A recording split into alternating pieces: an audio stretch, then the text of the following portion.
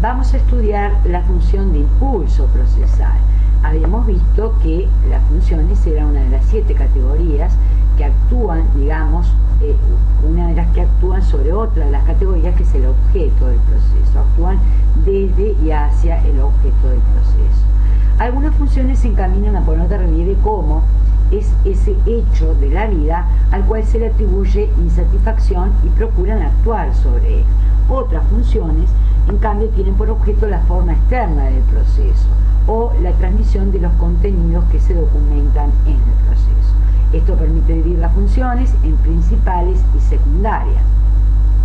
Las principales son aquellas, digamos, que tienen directa incidencia en la transformación del objeto, pero a su vez se dividen en 2 grupos, unas que actúan directamente sobre el objeto y un segundo grupo que colabora con el primer grupo. Dentro del primer grupo tenemos la función de relevamiento, la función de instrucción y la función de impulso procesal. Y dentro de las que colaboran con el desarrollo y corrección del primer grupo están la de control y la de satisfacción. Dentro de las funciones secundarias están, digamos, la función de información, certificación y registro, que a su vez se compone de documentación y archivo. Se trata de tareas que son bastante más simples que las del primer grupo, pero también indispensables, y todas estas están al servicio de las funciones principales. El relevamiento es el conjunto de actos mediante los cuales el tribunal asume una situación de la vida real como objeto del proceso y, digamos, se integra con un conjunto de juicios relativos a la existencia o no de determinados hechos que alega el actor, a una norma que supuestamente, hipotéticamente, podría comprender o regular esa plataforma fáctica, y una consecuencia jurídica que se tendría que haber derivado y que, según alega el actor, no se derivó, y que es lo que está pretendiendo hoy del tribunal. En consecuencia, para efectuar esta función se trabaja con elementos como la pretensión, ciertos actos secundarios, y también se integra con, digamos, el análisis de admisibilidad que hace el tribunal. La pretensión, obviamente, sostiene de forma categórica la verdad de las afirmaciones del actor. En cambio, para el tribunal, el objeto pretendido es hipotético. El relevamiento del objeto implica que si el tribunal releva el objeto, o sea, si no lo rechaza, está admitiendo o está dando, digamos, un grado de certeza en cuanto a que reúne los requisitos suficientes para que ese objeto permanezca y el proceso se pueda desarrollar, o sea, pueda continuar, pueda avanzar con la etapa siguiente. Este relevamiento, esta certeza es prima facie y refiere a un material indispensable para entender si se puede continuar o no adelante con el proceso. No refiere a si se debe o no, digamos, si hay lugar o no a la satisfacción que pretende el actor. La instrucción, por su parte, es el conjunto de actos que buscan aportar certeza sobre ese objeto y determinar si es necesario o no afectar bienes o personas para la satisfacción.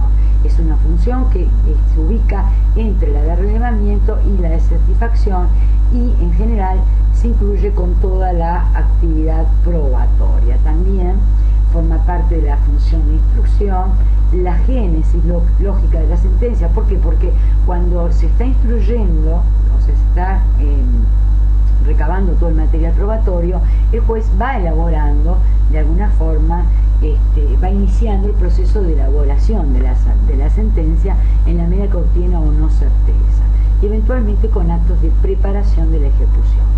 La función de impulso es la que permite mover la causa de fase en fase. Según Barrios, es la actividad que tiene por finalidad el tránsito de un momento a otro del proceso.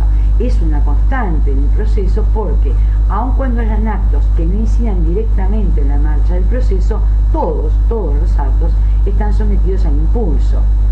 Imaginemos que la parte denuncia que has sustituido al representante, al mandatario o incluso al profesional interviniente, En ese caso, que no es un acto que refiere estrictamente a la marcha del proceso, inevitablemente va a haber un impulso porque va a derivar en un acto subsiguiente. Proceder, proceso, significa precisamente avanzar, progresar. El impulso puede ser de parte o de oficio, y también se habla de un impulso legal.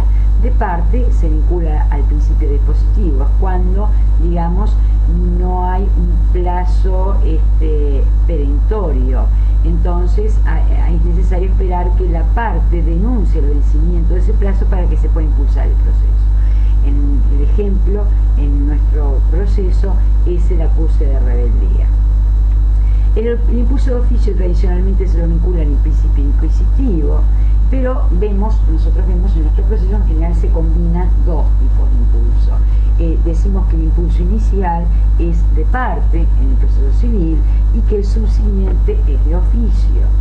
El impulso legal es cuando hay una norma que prevé que, dado el transcurso de determinado tiempo, se habilita el pasaje a la fase subsiguiente. Opuesto a impulso es detención, y la detención se puede provocar también por acto de parte, acto de tribunal o por disposición legal. Por acto de parte, el ejemplo, casi de los pocos que hay, es cuando las partes presentan un escrito de común acuerdo pidiendo que se suspenda el cómputo de los plazos.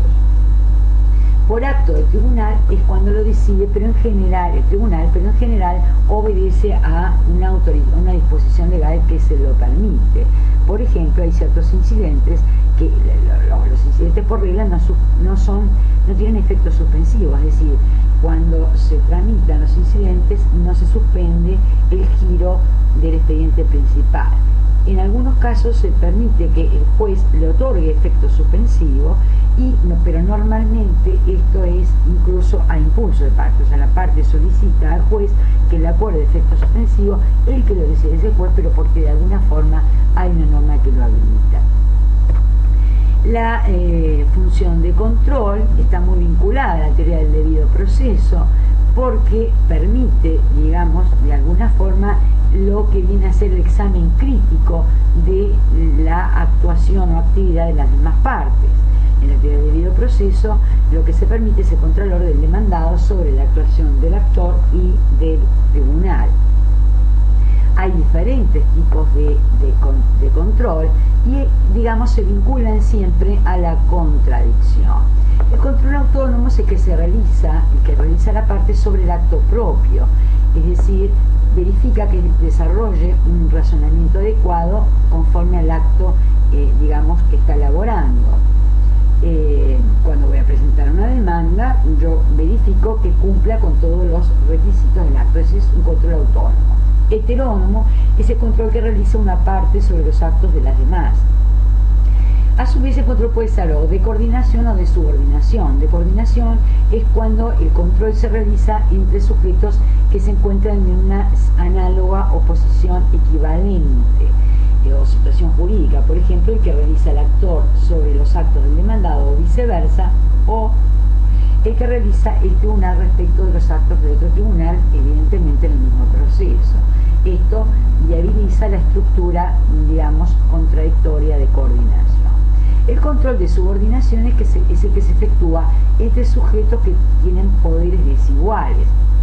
Por ejemplo, ese control de admisibilidad que hace el tribunal respecto de los actos de las partes y el que realizan las partes respecto a las decisiones a través de los recursos.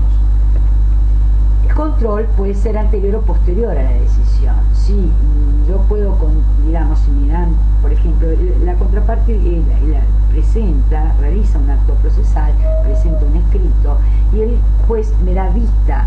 En este caso es un control anterior a la decisión, antes de decidir me da vista, controlo antes. Allí lo que estoy haciendo es una mera crítica.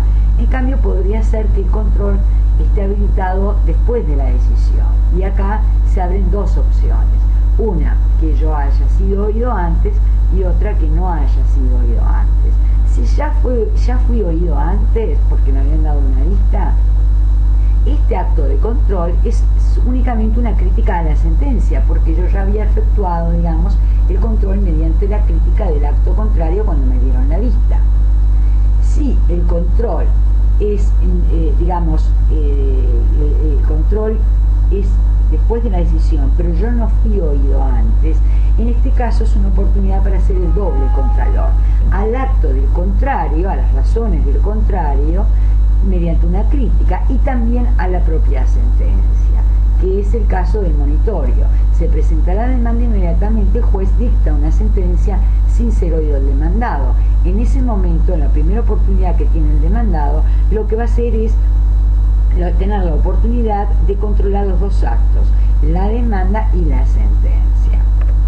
El control, muchas veces se superpone. Por ejemplo, cuando tengo oportunidad de contestar la demanda, voy a hacer el control autónomo porque voy a controlar mi propio acto de contestación de demanda, pero a su vez estoy controlando heteronormamente porque estoy controlando el acto del actor, la demanda, ¿verdad?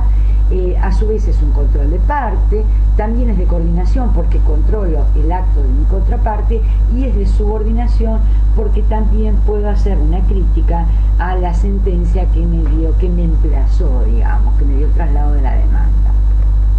La función de satisfacción es aquel conjunto de actos que tiene por finalidad la realización del momento último tendiente a eliminar la insatisfacción jurídica. Es la transformación definitiva del objeto y se realiza a través de la sentencia, o sea, cómo se efectiviza la satisfacción a través de la sentencia. O sea, se releva el objeto, se instruye y luego viene la etapa de satisfacción. La satisfacción puede ser absoluta en aquellos casos de procesos que no pueden ser revisados por otros procesos, o relativa si, ese momento final admite una posterior revisión. Puede ser genérica o específica.